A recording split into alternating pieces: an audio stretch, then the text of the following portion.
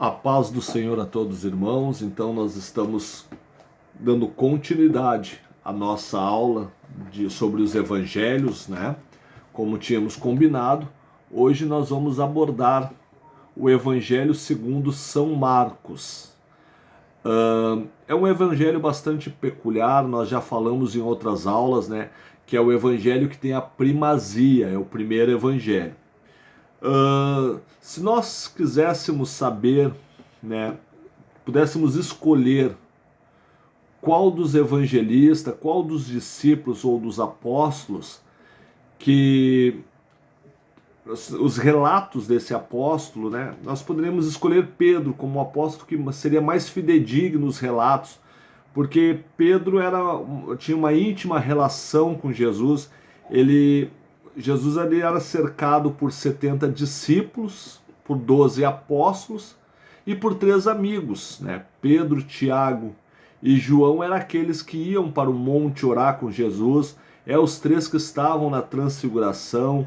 Então Pedro ele tem bastante peculiaridades, então nós gostaríamos de ter, né, os relatos de Pedro no evangelho. E nós temos isso, através do evangelho segundo São Marcos. Marcos ele é um secretário de Pedro, então ele vai relatar os fatos de Pedro. Nós temos Pápias, uma frase de Pápias que vai dizer assim que a pena era de Marcos, mas a ideia do evangelho era de Pedro. Então Pedro ele estaria por trás do evangelho de Marcos, por Pedro ser um homem mais limitado no sentido intelectual, no sentido da escrita, né, por se tratar de um pescador, talvez até analfabeto.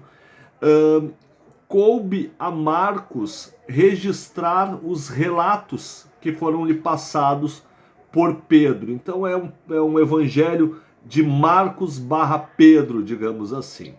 Quem era Marcos, esse discípulo, ou melhor, eu falei que era discípulo, né? Depois nós vamos chegar nesse ponto. Ele era um dos discípulos de Jesus, não um apóstolo. Apóstolo eram 12, os irmãos bem sabem quem são.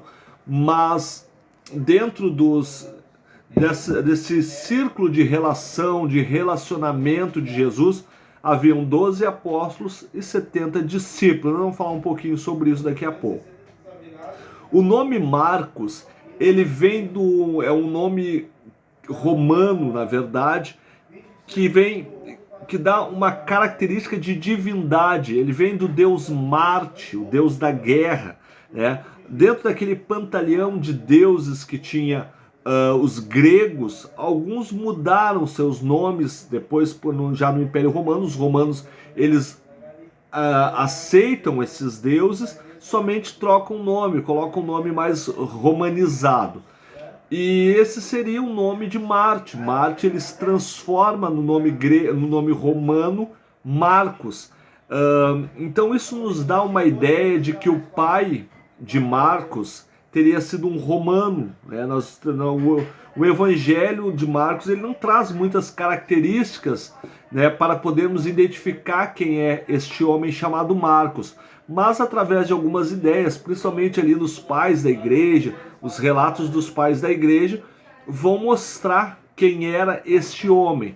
E a primeira característica que nós podemos trazer é relacionado ao nome dele. Marcos é um nome romano, que vai dar uma representação de um deus grego, né, chamado Deus Marte, o deus da guerra.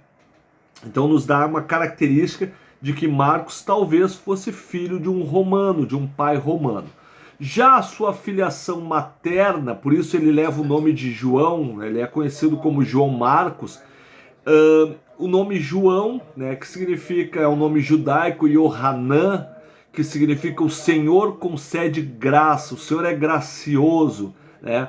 Dá uma característica judaica para ele. E nós sabemos, através de um texto de Atos, capítulo 12, verso 12, que Marcos ele tinha uma mãe judia. A mãe dele chamada Maria, ou Miriam do hebraico, né?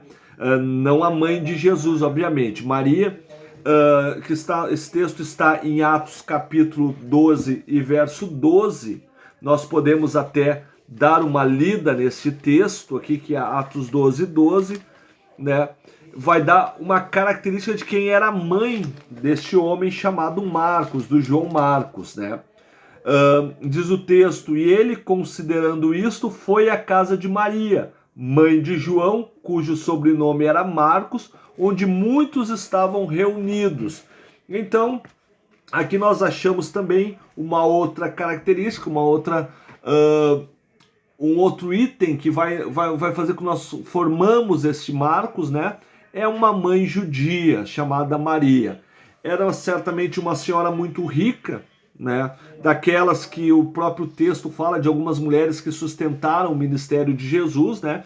E Maria, mãe de Marcos, estava dentro desse contexto. Ela tinha uma casa muito grande e na sua casa havia um cenáculo. O que era o cenáculo? Cenáculo era no segundo piso das casas, era feita uma armação onde as pessoas, era tipo um salão de festa. Então o texto aqui vai trazer esse relato de que havia na casa de Maria, mãe de Marcos, um cenáculo em cima.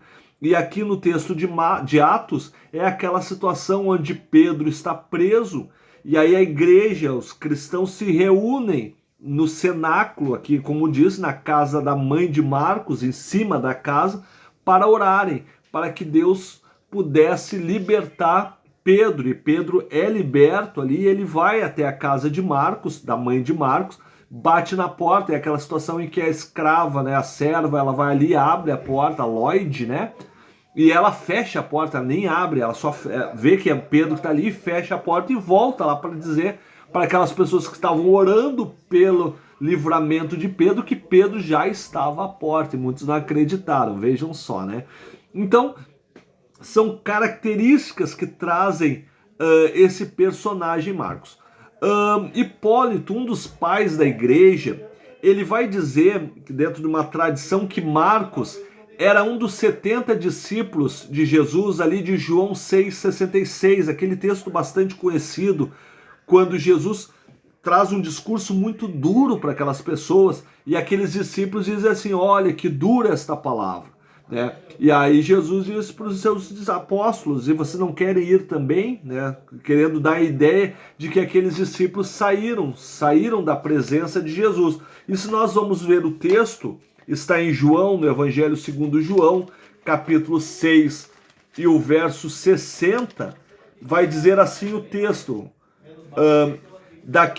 desde aquele momento, muitos dos seus discípulos retrocederam e não andaram mais com ele. Hipólito vai dizer também, Eusébio de Cesareia vai dizer que Marcos estava dentro deste grupo de discípulos que se afastaram de Jesus ali, através daquela mensagem que para eles era dura, né?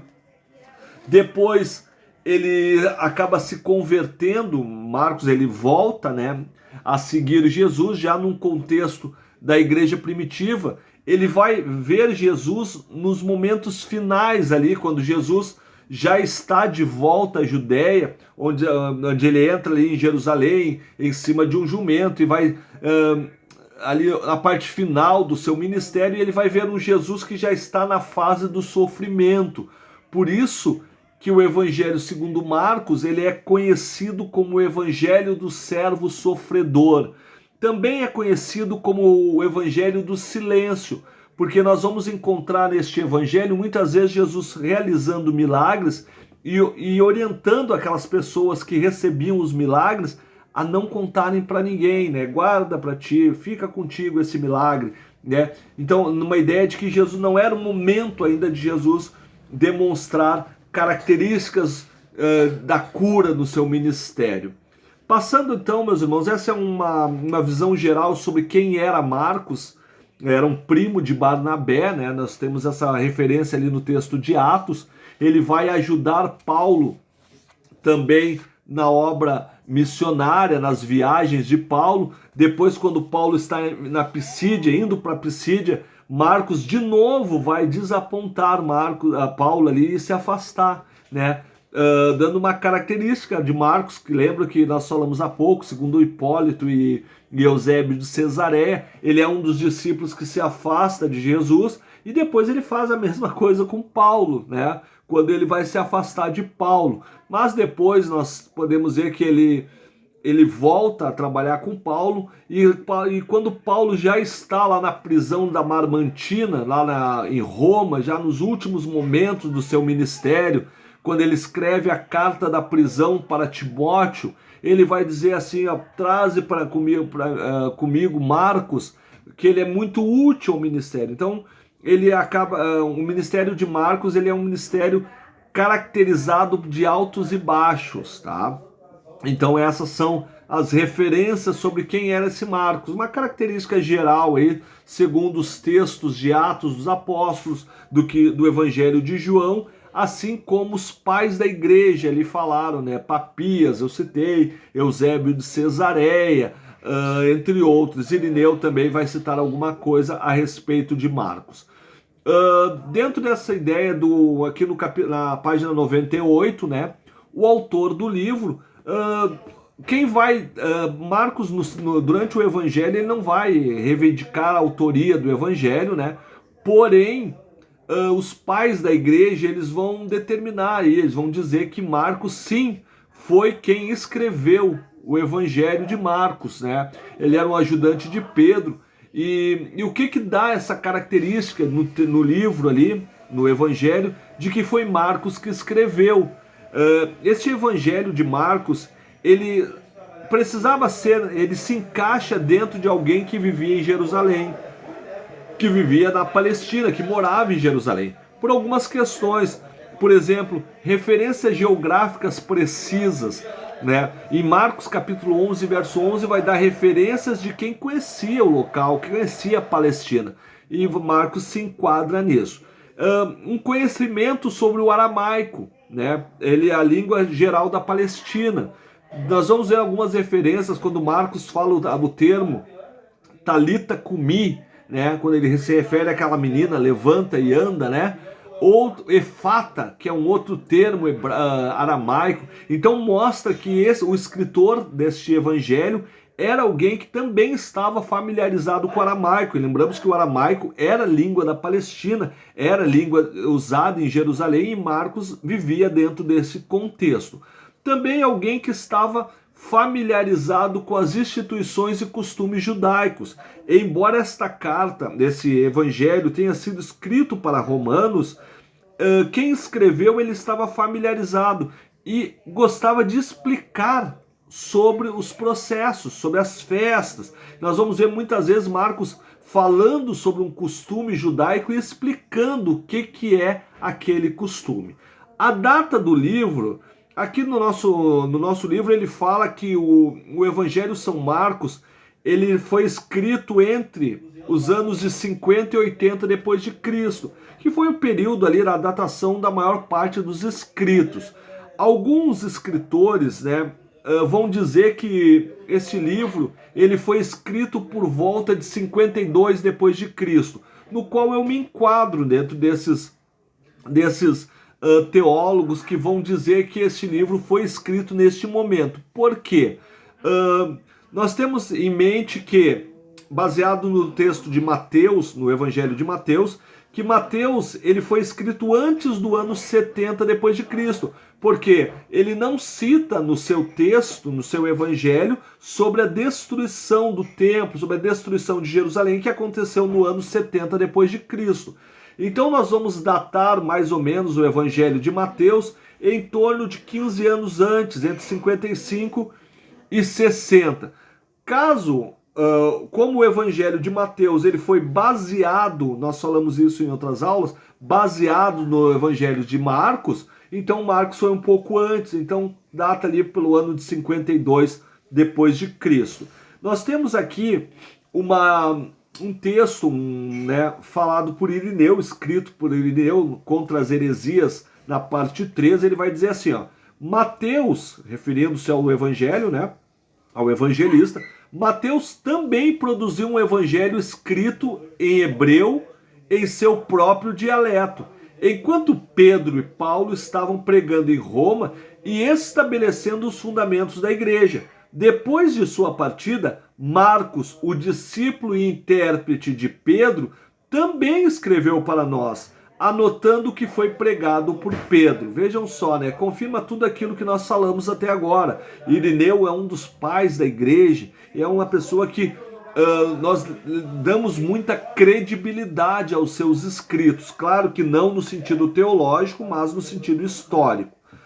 Continuando aqui, então, na página 100, vai falar sobre as características, né, deste livro. Marcos, nós sabemos, ele é unânime a opinião de que este livro foi escrito para os romanos, né?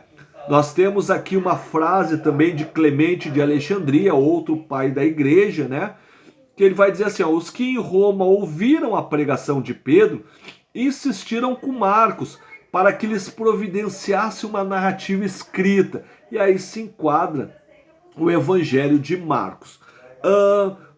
Os leitores eram romanos, pode ser confirmada pela presença de certos latinismos encontrados no livro. Claro que lá no original, na Vulgata, que é o livro em latim, né, quando a Bíblia foi traduzida para o latim, que é chamada Vulgata, existem muitos latinismos dentro deste Evangelho segundo São Marcos, que vai dar uma característica de que Marcos escreveu para romanos. Dentro ali das características do livro, ele é um evangelho mais dinâmico que o evangelho de Lucas, por exemplo. Ele é caracterizado aqui pela ação, é o eutes, né? Que ocorre cerca de 41 vezes na Bíblia, que é traduzido para logo, imediatamente, sem demora.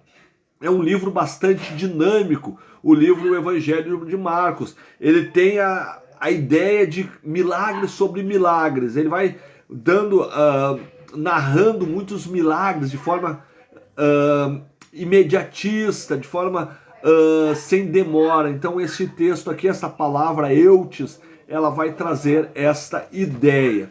Continuando aqui, Marcos, no 1 aqui, ponto 102, na página 102, ele vai trazer uma ideia de Jesus trabalhando, além de ser o servo sofredor, Jesus trabalhando. É o evangelho onde narra Jesus trabalhando. Vai dizer aqui, ó, olhe o que Jesus fez, prova quem ele é.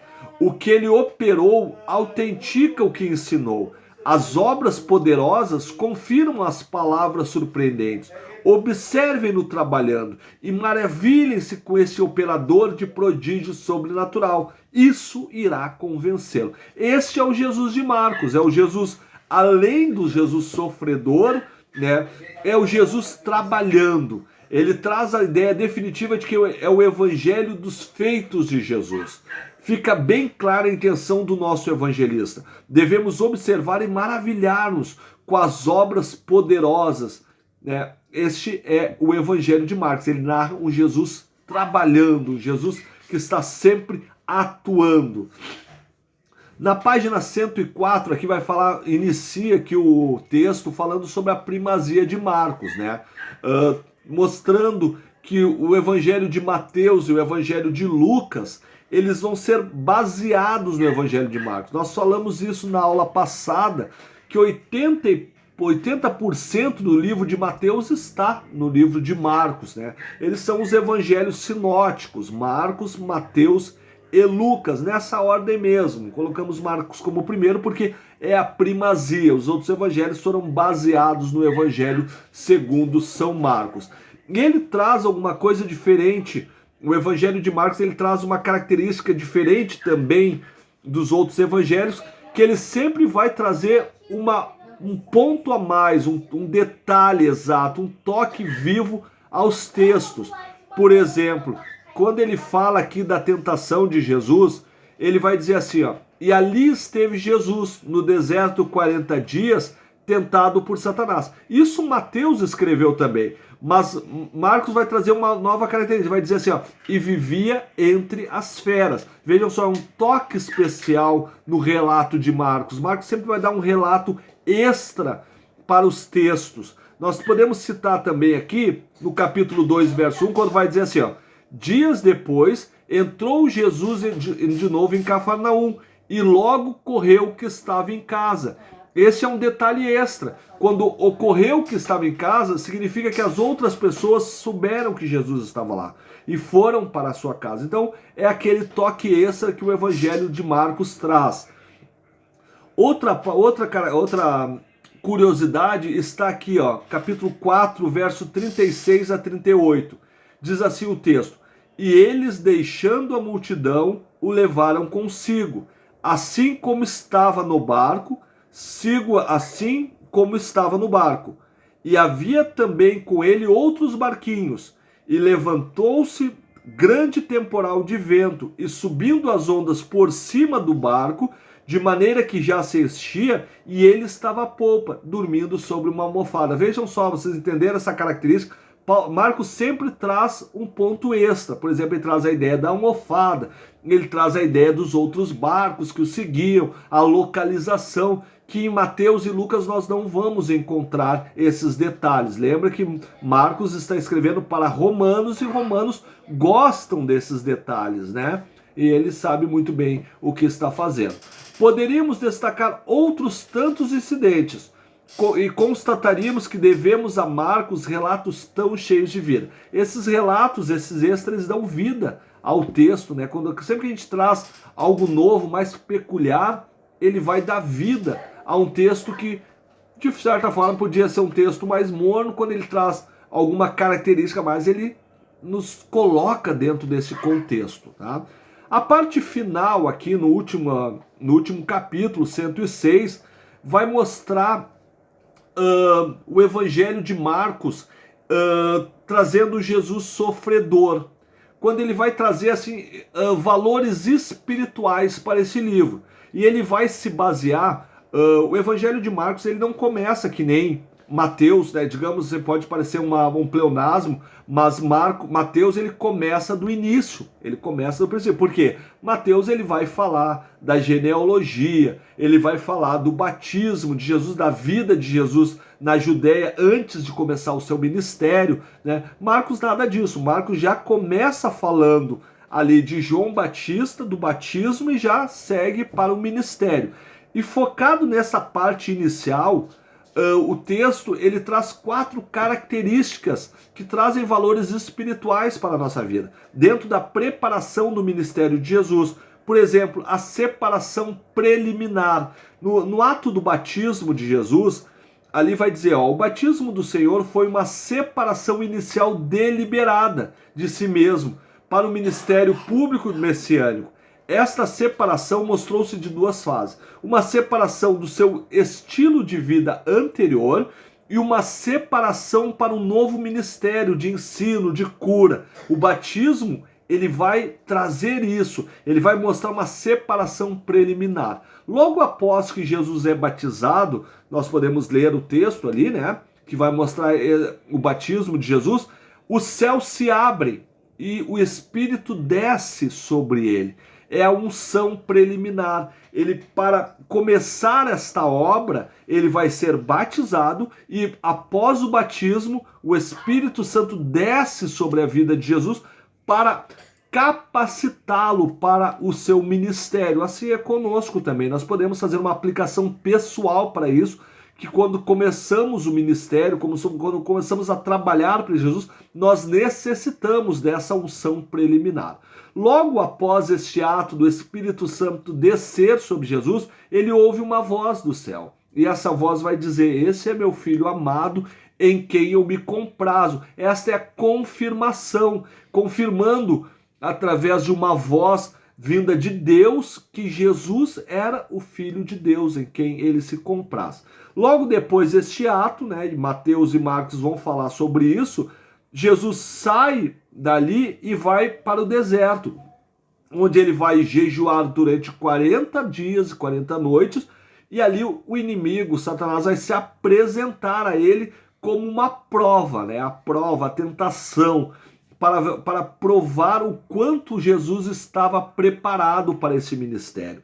Foi uma tentação real, muitos vão dizer que não, que é uma tipologia, mas eu creio pelos 2 textos de Marcos, tanto de Marcos como de Mateus, que é uma tentação real, que é uma tentação que há um diálogo, né, e Jesus vence pela palavra. Quando o diabo vai citar a palavra para tentar Jesus, e Jesus vai responder pela palavra. Esta é a prova preliminar, e Jesus vence essa prova. E ali sim ele vai iniciar o seu ministério. Então este é o Evangelho segundo Marcos. Como nós tínhamos combinado, né? Na próxima aula nós podemos fazer aqui o questionário dessas duas lições aí, a lição 5 do Evangelho de Mateus e a lição 6, o Evangelho de Marcos. Deus abençoe a todos.